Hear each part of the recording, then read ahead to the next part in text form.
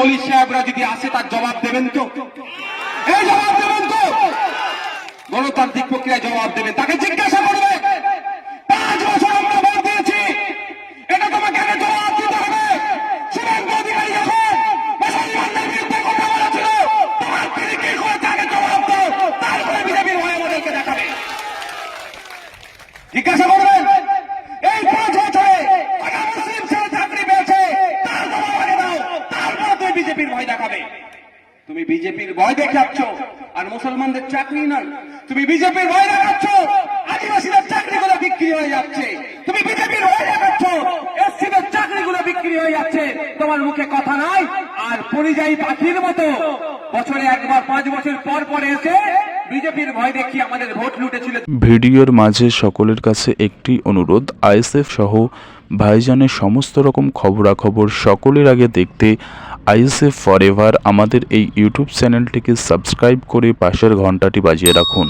2021 আর আমরা হতে দেব না। কে আসবে কে যাবে আমার দেখার দরকার নাই। 2026 সালে আমরা 10 থেকে 20টা বিধানসভায় পাঠাবো, যেন সিদ্দিকের মতো লড়ে নেওয়ার মতো মানুষ হবে তো নাকি? এই চক্করে যদি আপনারা পড়েন, আবার বিজেপিকে আটকাতে হবে, তাহলে কি হবে?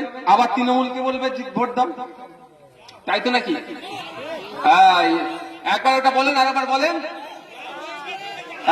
যা হয়ে গেছে হয়ে গেছে, আর নয়, আর ভয় পাওয়ার জায়গা নয়, আর ভয় পাওয়ার জায়গা নয়।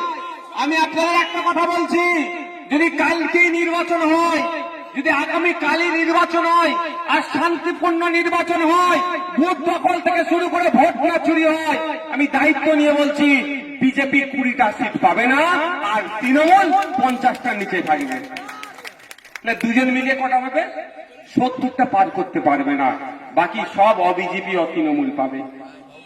কালকে যদি নির্বাচন হয়, বিজেপি সংগঠন ধ্বংস নেই, কে নেতা হবে ওই নিয়ে লড়াই করছে, কিন্তু মিডিয়াকে বাঁচিয়ে রেখেছে আর তৃণমূল বিজেপিকে বাঁচিয়ে রেখেছে। মিডিয়া আর তৃণমূল বিজেপিকে বাঁচিয়ে রেখেছে। বিজেপিকে তৃণমূল না বাঁচিয়ে রাখলে আপনাকে ভয়টা দেখাবে কি দেখিয়ে ভাই?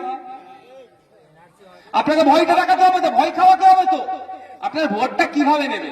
আচ্ছা, একটা কোন ইস্যুর কথা বলুন যে ইস্যুতে মুসলমানদেরকে বলবে ভাই ভোটটা আমাকে দাও। একটা কোন ইস্যুর কথা বলুন যে ইস্যুতে আদিবাসীকে বলবে আমাকে ভোটটা দাও। একটা কোন ইস্যুর কথা বলুন যে ইস্যু দেখিয়ে দলিত ভাইটাকে বা বাংলা নাগরিককে বলবে ভোটটা আমাকে দাও। কোন ইস্যু আছে যে এটা আমি করেছি আমাকে ভোটটা দাও? বলো, একটা ইস্যু দেখাতে পারবে?